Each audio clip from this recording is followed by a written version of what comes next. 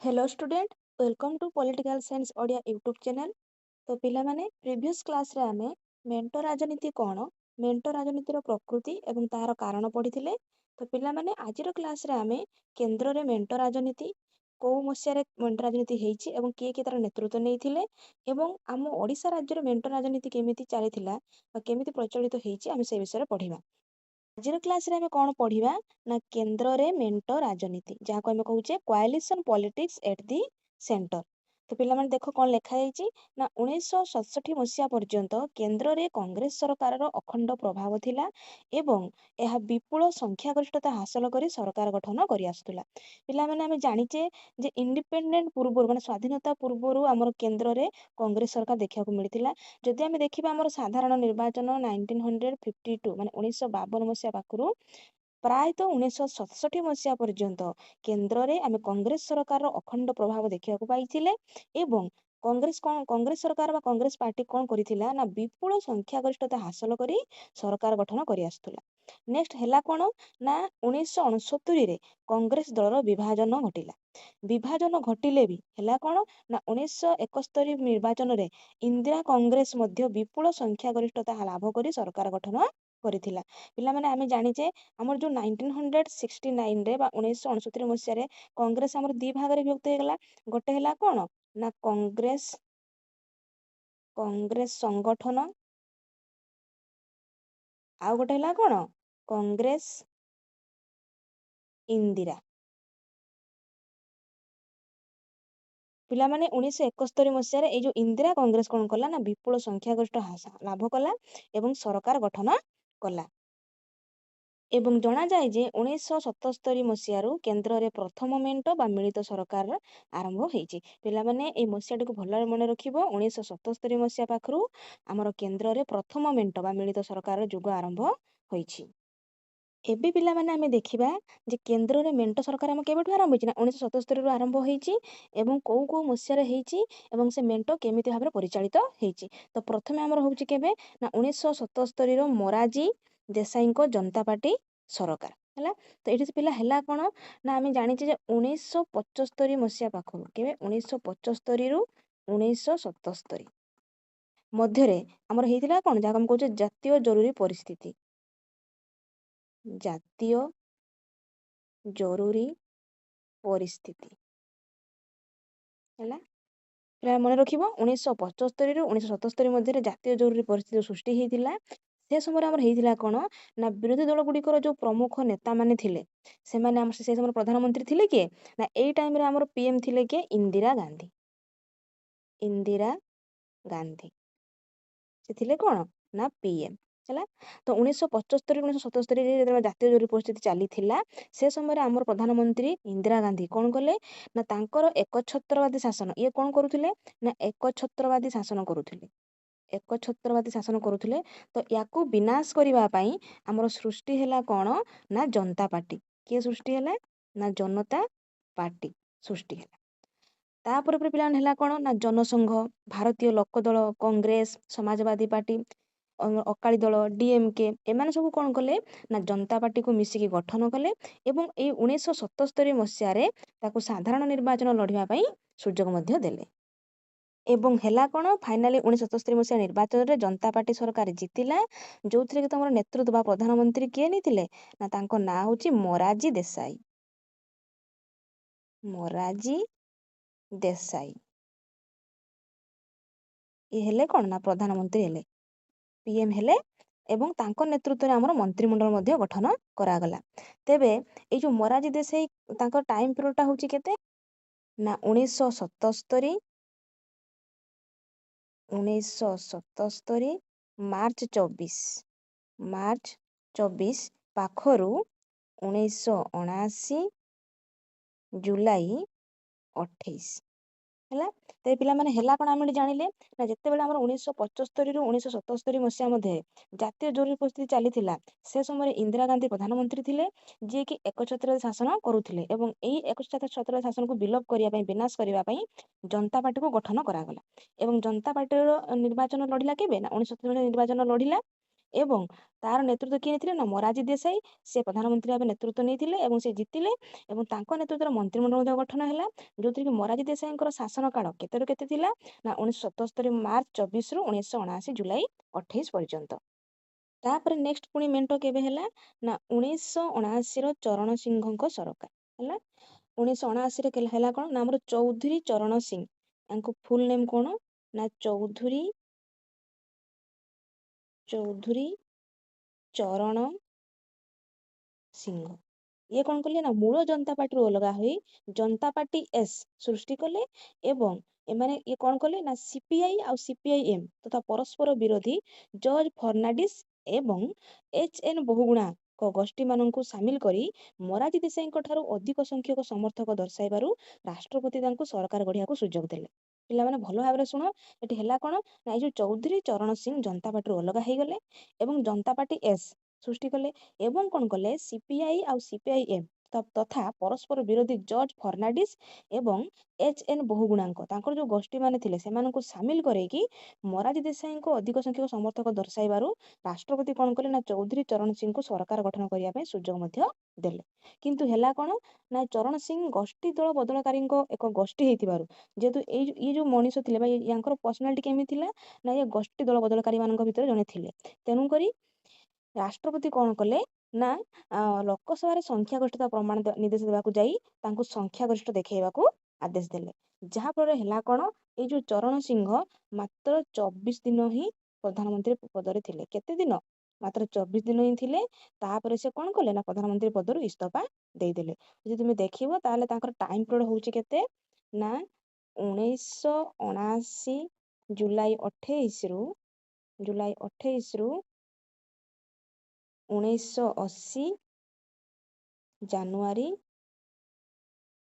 14 ହେଲା। ତାଙ୍କ ପାର୍ଟି କ୍ଷମତାରେ ଥିଲା କିନ୍ତୁ ମାତ୍ର 24 ଦିନ ପାଇଁ ସେ ପ୍ରଧାନମନ୍ତ୍ରୀ ହେଇଥିଲେ ଏବଂ 24 ଦିନ ପରେ ସେ କଣ ପ୍ରଧାନମନ୍ତ୍ରୀ ପଦରୁ ଇସ୍ତଫା ଦେଇଥିଲେ। ତାପରେ ନେକ୍ସଟ କେବେ ପୁଣି ପିଲାମାନେ ହେଲେ ନା 1989 ମସିହାରେ କିଏ ନା ଭିପି ସିଂଙ୍କ ଜାତୀୟ ସାମୁଖ୍ୟ ସରକାର ହେଲା। ଏଠି କଣ ହେଇଛି ନା 1989 ମସିହା ବେଳକୁ ଆମର ହଉଛି କଣ ନା ନବମ 9th ଲୋକସଭା ଇଲେକ୍ସନ ବା ନିର୍ବାଚନ ହେଇଥିଲା, ଯୋଉଥିରେ କି କଂଗ୍ରେସ ଏକକ ସଂଖ୍ୟାଗରିଷ୍ଠ ଦଳ ରୂପେ ବିଜୟ ହୋଇଥିଲା। କିଏ ହେଲା ଆମର ହଉଛି 9th ଇଲେକ୍ସନ, ଯୋଉଥିରେ କି ଆମର ହେଲା କିଏ ନା କଂଗ୍ରେସ ଏକକ ସଂଖ୍ୟାଗରିଷ୍ଠ ଆସନରେ କଣ ବିଜୟୀ ହେଲା। କିନ୍ତୁ ନିଜ ପାଖରେ ନିରଙ୍କୁଶ ସଂଖ୍ୟାଗରିଷ୍ଠତା ନଥିବାରୁ ତାର ନେତା କିଏ ଥିଲେ ରାଜୀବ ଗାନ୍ଧୀ ସରକାର ଗଠନ କରିବାକୁ ଇଚ୍ଛା ପ୍ରକାଶ କଲେ ନାହିଁ।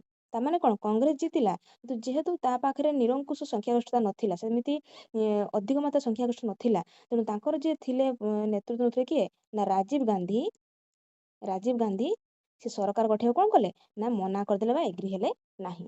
ଯାହାଫଳରେ ହେଲା କଣ ନା ଆମ ୟାଙ୍କ ଟାଇମରେ ବା ତମର ସେଇ 9th ଇଲେକ୍ସନ ସମୟରେ ହେଲା କଣ ନା ରାଷ୍ଟ୍ରପତି ଆମର କିଏ ଥିଲେ ନା ଆର୍ ଭେଙ୍କଟରମଣ, ଯିଏକି ଦ୍ୱିତୀୟ ବୃହତ୍ତମ ଦଳ ବା ମେଣ୍ଟ ରୂପେ ଜାତୀୟ ସ୍ୱାମୀକୁ ଗଠନ କରିବା ପାଇଁ ଆମନ୍ତ୍ରଣ କଲେ।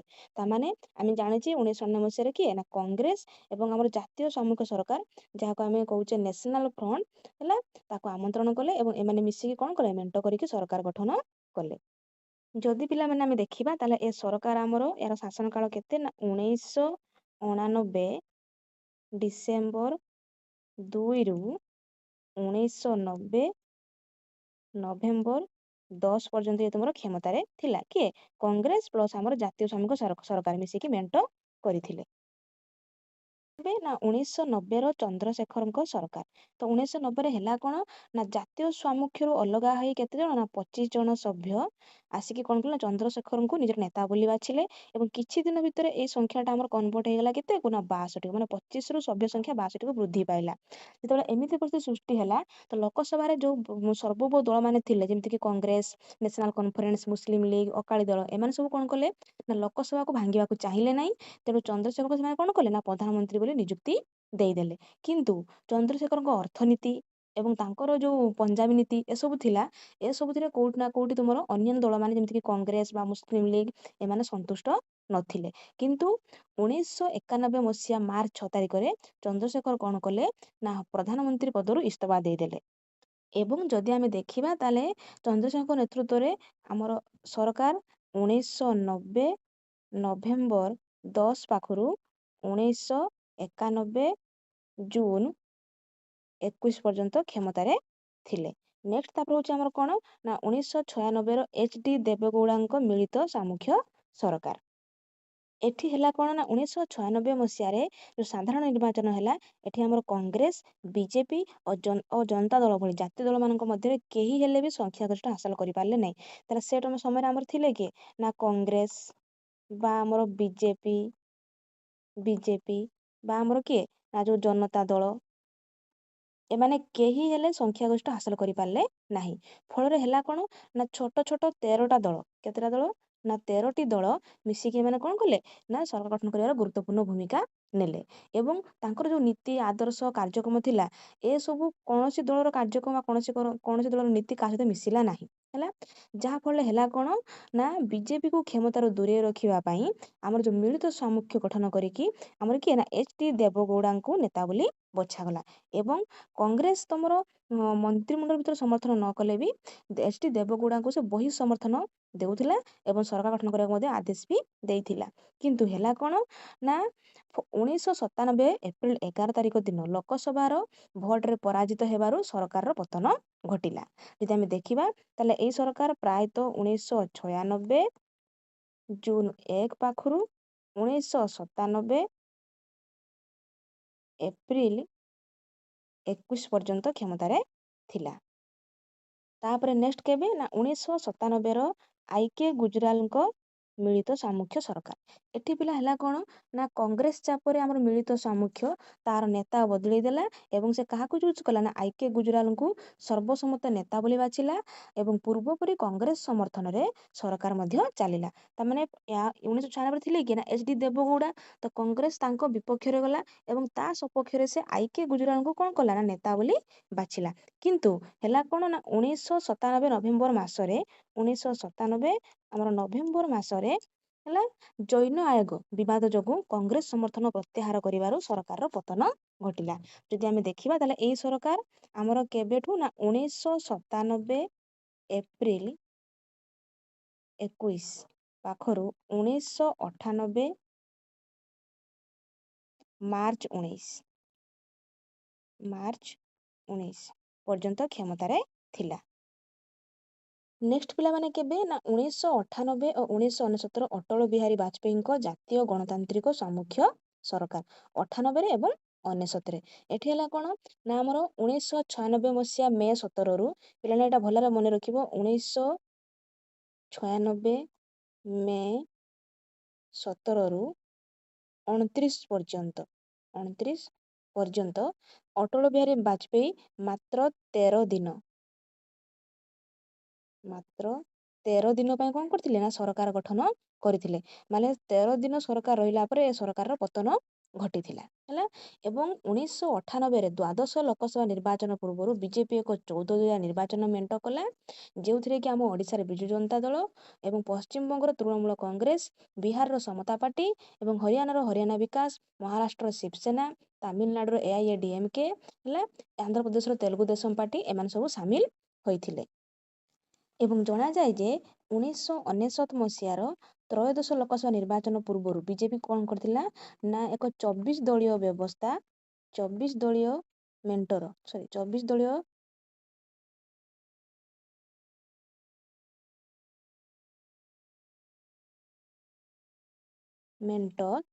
ଦଳୀୟ ମେଣ୍ଟର ନେତୃତ୍ୱ ନେଇ ଜାତୀୟ ଗଣତାନ୍ତ୍ରିକ ସାମୁଖ୍ୟ ବା ଯାହାକୁ ଆମେ କହୁଛେ NDA ନ୍ୟାସନାଲ ଡେମୋକ୍ରାଟିକ ଆଲାଏନ୍ସ ଗଠନ କଲା ଏବଂ ସାଧାରଣ ସଂଖ୍ୟାଗରିଷ୍ଠ ହାସଲ କରି ପୁନଶ୍ଚ ଅଟଳ ବିହାରୀ ବାଜପେୟୀଙ୍କ ନେତୃତ୍ୱରେ 1999 ମସିହା ଅକ୍ଟୋବର 13 ତାରିଖରେ ସରକାର ଗଠନ କଲା। କେବେ ନା ଅକ୍ଟୋବର 13 ତାରିଖରେ ପୁଣି ସରକାର ଗଠନ କଲା।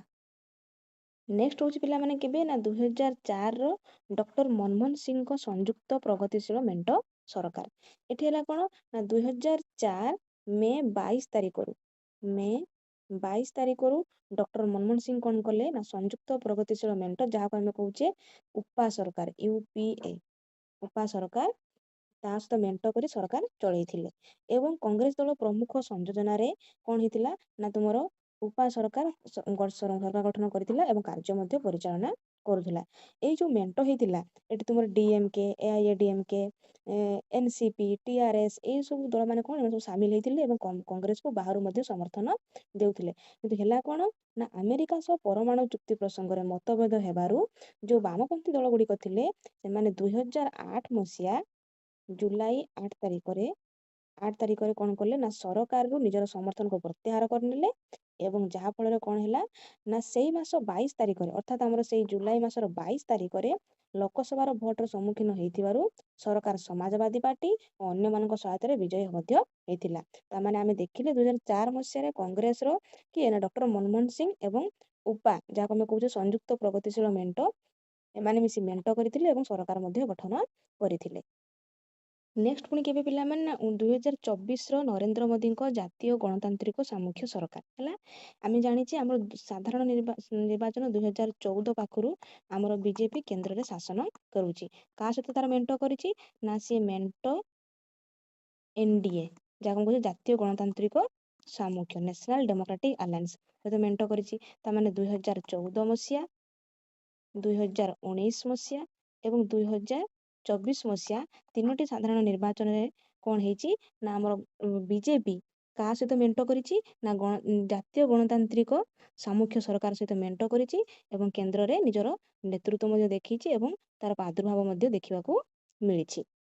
ଏବଂ ଏହାର ନେତୃତ୍ୱ କିଏ ନେଇଛନ୍ତି ନା ଭାରତୀୟ ଜନତା ପାର୍ଟିର ଲିଡର ବା ନେତା କାହାକୁ ନା ନରେନ୍ଦ୍ର ମୋଦି ତାର ନେତୃତ୍ୱ ନେଇଛନ୍ତି ଏବଂ ସେ ବର୍ତ୍ତମାନ କେନ୍ଦ୍ରରେ ପ୍ରଧାନମନ୍ତ୍ରୀ ଭାବେ କାର୍ଯ୍ୟ ପରିଚାଳନା କରୁଛନ୍ତି। ତ ପିଲାମାନେ ଆମେ ଦେଖିଲେ ଯେ କେନ୍ଦ୍ରରେ ଆମର କେମିତି ମେଣ୍ଟ ସରକାର ପରିଚାଳିତ ହେଇଛି ବା କେମିତି କାମ କାର୍ଯ୍ୟ କରିଛି। ତ ପିଲାମାନେ ସେଇଭଳି କେତେ ଗୁଡ଼ିଏ ରାଜ୍ୟରେ ମଧ୍ୟ ମେଣ୍ଟ ଦେଖିବାକୁ ମିଳେ। ତ ପ୍ରତ୍ୟେକ ରାଜ୍ୟକୁ ବା ପ୍ରତ୍ୟେକ ରାଷ୍ଟ୍ରକୁ ପଢ଼ିବା କିଛି ଆବଶ୍ୟକ ନାହିଁ। ଆମେ କେବଳ ଦେଖିବା କାହାର ନା ଆମ ଓଡ଼ିଶାରେ ମେଣ୍ଟ ରାଜନୀତି କେମିତି ପରିଚାଳିତ ହେଇଛି।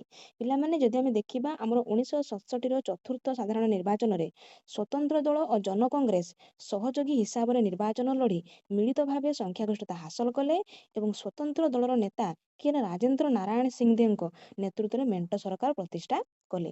ତାହେଲେ ପିଲାମାନେ ଏଇଟା କେବେ କରାଗଲା ନା 1967 ମସିହା ହେଲା ଯେତେବେଳେ ଆମର ଚତୁର୍ଥ ସାଧାରଣ ନିର୍ବାଚନ ହେଲା।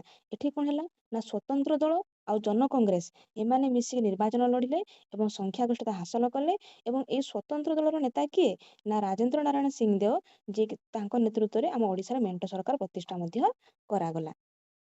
ଏହି ଦୁଇ ଦଳ ମାନେ କିଏ ନା ଆମର ସ୍ୱତନ୍ତ୍ର ଦଳ ଏବଂ ଜନ କଂଗ୍ରେସ ହେଲା। ଏମାନେ କଣ କଲେ ନା ଏହି ଦୁଇ ଦଳର ନୀତି ଓ କାର୍ଯ୍ୟକ୍ରମରେ ମୌଳିକ ବୁଝାମଣା ଥିବା ସତ୍ତ୍ୱେ ସ୍ୱତନ୍ତ୍ର ଦଳର ସଭ୍ୟମାନେ ଦୁର୍ନୀତିରେ ଜଡ଼ିତ ଥିବା ଅଭିଯୋଗ କରି ଜନ କଂଗ୍ରେସ ସରକାରରୁ ସମର୍ଥନ ପ୍ରତ୍ୟାହାର କରିବାରୁ 1971 ଜାନୁଆରୀ 9 ତାରିଖରେ ମୁଖ୍ୟମନ୍ତ୍ରୀ ସିଂଦେଓ ଇସ୍ତଫା ଦେଲେ ଏବଂ ବିଧାନସଭାକୁ ଭାଙ୍ଗି ଦିଆଗଲା। ପିଲାମାନେ ଭଲ ଭାବରେ ମନେ ରଖ ଯେହେତୁ ଏଇ ଦିଟା ଦଳ କିଏ ନା ଆମର ସ୍ୱତନ୍ତ୍ର ଦଳ ଓ ଜନ କଂଗ୍ରେସ ପରସ୍ପରଙ୍କ ମଧ୍ୟରେ ବୁଝାମଣା ଥିଲେ ବି ସ୍ୱତନ୍ତ୍ର ଦଳର ସଭ୍ୟମାନେ ଦୁର୍ନୀତିରେ ଜଡ଼ିତ ଅଛନ୍ତି ବୋଲି ଜନ କଂଗ୍ରେସର ସଭ୍ୟମାନେ କଣ କଲେ ଅଭିଯୋଗ କଲେ ଏବଂ ସରକାରକୁ ସେମାନେ ସମର୍ଥନ କଲେ ନାହିଁ।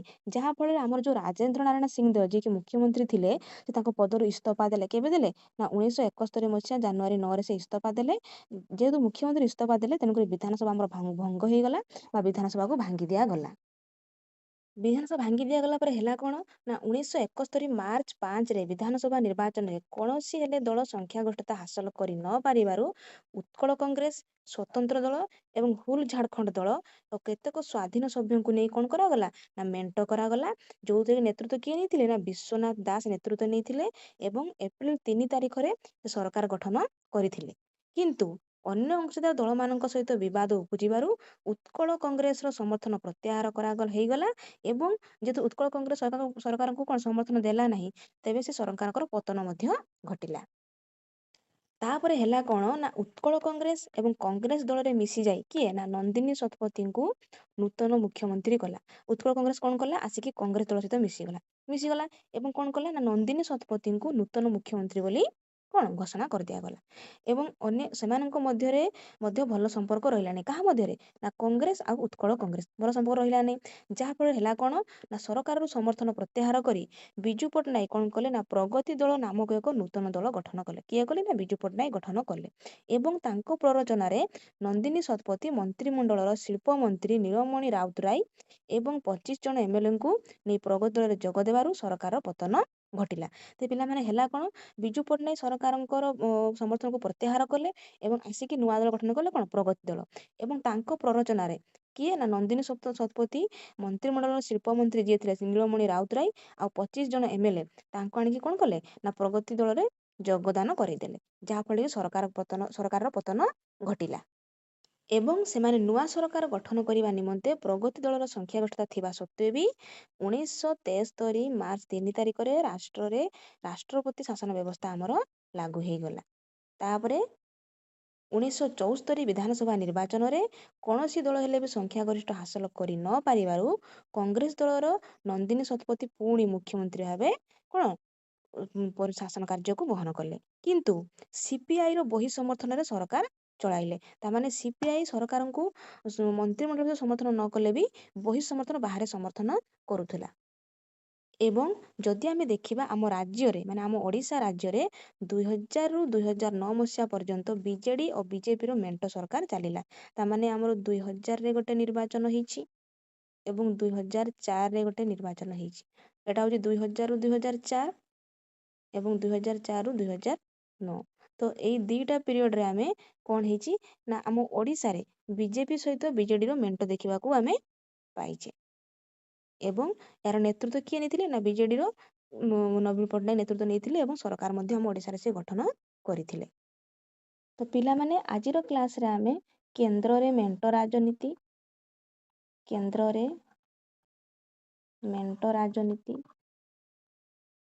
ଏବଂ ଆମ ଓଡ଼ିଶା ରାଜ୍ୟରେ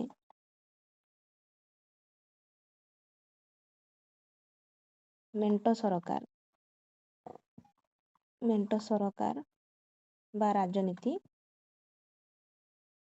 ବିଷୟରେ ଆଲୋଚନା କଲେ। ତ ପିଲାମାନେ ଆଜିର କ୍ଲାସରେ ଯଦି କାହାର କିଛି ଡାଉଟ୍ ଅଛି ତମେ କମେଣ୍ଟ ସେକ୍ସନରେ ଇନଫର୍ମ କରିବ, ମୁଁ ତୁମକୁ ନେକ୍ସଟ କ୍ଲାସରେ ବୁଝେଇଦେବି। ଏବଂ ଆଜିର କ୍ଲାସଟି କେମିତି ଲାଗିଲା ନିହାତି କମେଣ୍ଟ ସେକ୍ସନରେ କମେଣ୍ଟ କରିବ। ଏବଂ ଫାଇନାଲି ଆଜି ଆମେ ଆମର ପାର୍ଟି ସିଷ୍ଟମକୁ କମ୍ପ୍ଲିଟ୍ କଲେ। ତାମାନେ ଆମର ୟୁନିଟ୍ 1ରେ ଯେଉଁ ଆମର ଥିଲା କ'ଣ ନା democracy and party system, finally ଆଜି ଆମର କ'ଣ ହେଲା ନା କମ୍ପ୍ଲିଟ୍ ହେଇଗଲା। ତାମାନେ ଆମର +2 second year political science unit 1ର ଡେମୋକ୍ରାସି ଏଣ୍ଡ ପାର୍ଟି ସିଷ୍ଟମ ଏଠି କମ୍ପ୍ଲିଟ୍ ହେଇଗଲା। ତ ଫାଇନାଲି ତୁମର ଇଣ୍ଟରନାଲ ଏକ୍ଜାମରେ ଯେଉଁ ୟୁନିଟ୍ 1ଟା ଆସେ ଏକ୍ଜାମରେ, ତ ୟୁନିଟ୍ 1 ଆମେ କମ୍ପ୍ଲିଟ୍ କରିଦେଇଛେ। ତ ପିଲାମାନେ ତ ଭିଡ଼ିଓ ଗୁଡ଼ାକୁ ଭଲ ଭାବରେ ଦେଖିବ ଏବଂ ପ୍ଲେଲିଷ୍ଟକୁ ଯାଇକି ଚେକ୍ କରିବ, ଭିଡ଼ିଓକୁ ଭଲ ଭାବରେ ଦେଖିବ। ଯେଉଁ କ୍ଲାସରେ ଯାହାର କିଛି ଡାଉଟ୍ ଥିବ ତମେ ସେଇ କ୍ଲାସର କମେଣ୍ଟ ସେକ୍ସନରେ ଇନଫର୍ମ କରିବ। ମୁଁ ତୁମକୁ ନେକ୍ସଟ ଯେବେ କ୍ଲାସ୍ ହେବ ତାକୁ ନିହାତି ବୁଝେଇଦେବି। ଓକେ ପିଲାମାନେ, ରହିଲି, ଥ୍ୟାଙ୍କ ୟୁ।